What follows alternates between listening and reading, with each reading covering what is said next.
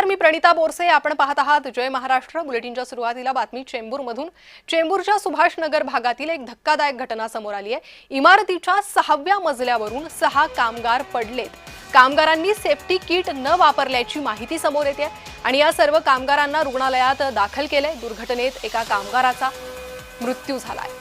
तर 6व्या मजल्यावरून हे कामगार पडले. कामगारांनी सेफ्टी किट न वापरल्याची माहिती समोर येते.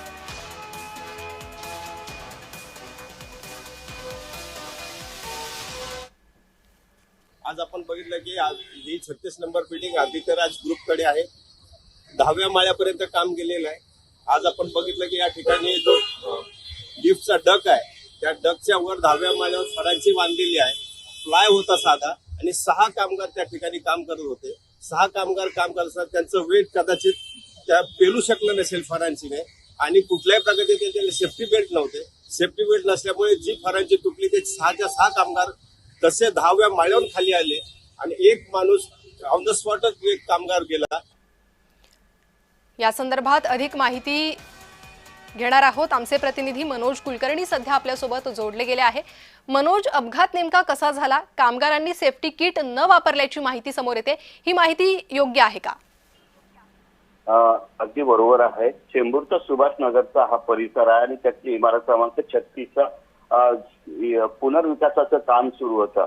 या कामाच्या सकाळच्या वेळी जे मजूर आहेत ते काम करण्यासाठी गेले होते, परंतु त्या ठिकाणी कुठलीही सेफ्टी किट घातलेली नव्हती. विटांचं काम सुरू असताना अशा प्रकारे त्या ठिकाणी एकाच जो प्लायवूडची पाटी असते तिच्यावर उभे होते अशी माहिती समोर येते आणि त्याचा भार सहन न झाल्यामुळे हे सगळेजण जे आहेत ते 10व्या मजल्यावर जे प्रत्यक्षदर्शी आहेत त्यांनी सांगितलं की 10व्या मजल्यावर हे काम चालू होतं आणि त्यातून ते ओझं सहन न झाल्यामुळे ती पाटी तुटली आणि ते अक्षरशः खाली कोसळले. त्यामध्ये एका जणाचा मृत्यू झाल्याची माहिती समोर येत आहे, तर 5 जणांना राजावाडी रुग्णालयात उपचारासाठी भरती करण्यात आलेलं आहे.